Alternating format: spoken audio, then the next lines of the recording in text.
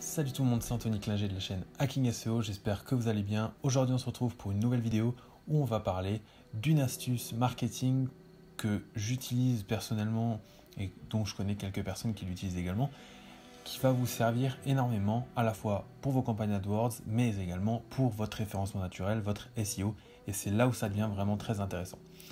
Alors cette astuce, qu'est-ce que c'est? Je vais vous la donner tout de suite. En fait c'est les CPC. Alors qu'est-ce que c'est qu'un CPC? C'est un coût par clic. Alors quand je dis coup par clic, ne vous effrayez pas, aujourd'hui je ne vous donne pas une astuce payante, au contraire je vous donne une astuce gratuite qui va vous permettre justement de faire de l'argent normalement assez facilement et de façon récurrente. Alors comment ça se passe en fait cette astuce? C'est très simple. Beaucoup utilisent AdWords pour chercher des mots-clés, mais en fait ne tiennent pas compte d'un élément qui est donc le CPC, alors qu'il est très important. Alors je vais prendre un exemple, j'ai fait une vidéo il n'y a pas longtemps sur comment trouver les meilleurs mots-clés pour vos niches et donc pour votre référencement naturel et pour vos campagnes. Donc n'hésitez pas à aller la voir si vous voulez voir comment on cherche des expressions de recherche sur Google AdWords avec l'outil de planificateur mots-clés. Alors aujourd'hui, on va prendre l'exemple de t-shirts personnalisés. Alors admettons, je veux faire une pub. Alors là, on va partir d'abord sur l'astuce qui va mener, on va dire, à une meilleure rentabilité sur vos pubs, sur vos campagnes AdWords. Alors admettons, je vais faire une pub sur les t-shirts personnalisés. Qu'est-ce que je vais faire? Je vais aller sur mon outil de planificateur mots-clés et taper t-shirt personnalisé. Une fois que j'ai fait ça, que j'ai tapé t-shirt personnalisé, je vais tout simplement regarder les différents mots-clés qui sortent, les différentes expressions de recherche, on appelle ça, qui sortent et on ne va pas les trier mensuellement.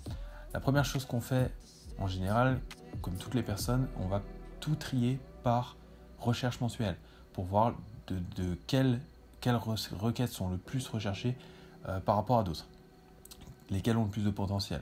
Et c'est justement là où nous, on a trouvé une meilleure astuce, c'est de classer par CPC. Alors, en quoi le CPC va influer sur notre décision? Tout simplement, le CPC, plus il est élevé, plus ça veut dire qu'en gros, les entreprises qui ont utilisé ces expressions de recherche pour leur campagne AdWords, notamment, ont fait de la rentabilité. Si aujourd'hui, vous êtes capable de mettre, 10 € de CPC, ce qui est déjà énorme, 10 € sur un clic, c'est que derrière, vous savez forcément que ça vous rapporte plus. Donc, qu'est-ce qu'on va faire à partir de ça? On va récolter 5 ou une dizaine de mots-clés d'expressions de recherche qui ont un fort CPC. On va taper ces mots-clés et ces expressions de recherche sur Google et regarder les premiers liens sponsorisés, si vous voulez, qui sont sur Google. Alors, à quoi ça sert? Ça va tout simplement vous montrer quelles sont les entreprises qui utilisent ces expressions de recherche, donc quelle est la concurrence, mais surtout, donc, en plus de faire du benchmark, donc c'est de la veille marketing sur vos concurrents, en plus de faire du benchmark, ça va vous servir à tout simplement trouver les tournures de phrases et comment sont créées les campagnes AdWords de vos concurrents. Je prends un exemple, je veux vendre mes t-shirts personnalisés, j'ai pas du tout fait de recherche avant sur AdWords, ça faut que vous le sachiez. Je cherche t-shirt personnalisé, je tombe sur une dizaine de mots-clés qui ont un fort CPC. Un fort CPC, ça se juge au-dessus de 2-3 €, on est déjà dans des gros CPC. Après, ça peut monter jusqu'à 30 € le CPC, c'est énorme, mais ça peut monter jusque-là. Alors admettons, j'ai des CPC qui vont jusqu'à 10. Alors je vais taper ces expressions de recherche sur Google, je regarde les liens sponsorisés, et là, qu'est-ce que je vois? Je vais tout simplement voir comment sont organisés les titres des différentes entreprises qui créent de la publicité avec AdWords, comment sont organisées les métadescriptions, et en fait, quelle est l'offre proposée qui va vraiment attirer et dont on sait que derrière, il y a de la rentabilité. Donc ça, c'est le point fort pour vous montrer que vous pouvez faire de la rentabilité grâce à des expressions de recherche qui utilisent même des expressions de recherche à fort CPC, tout simplement en faisant du benchmark et donc en allant voir vos concurrents, comment ils fonctionnent avec des mots-clés à fort CPC et donc comment les utiliser.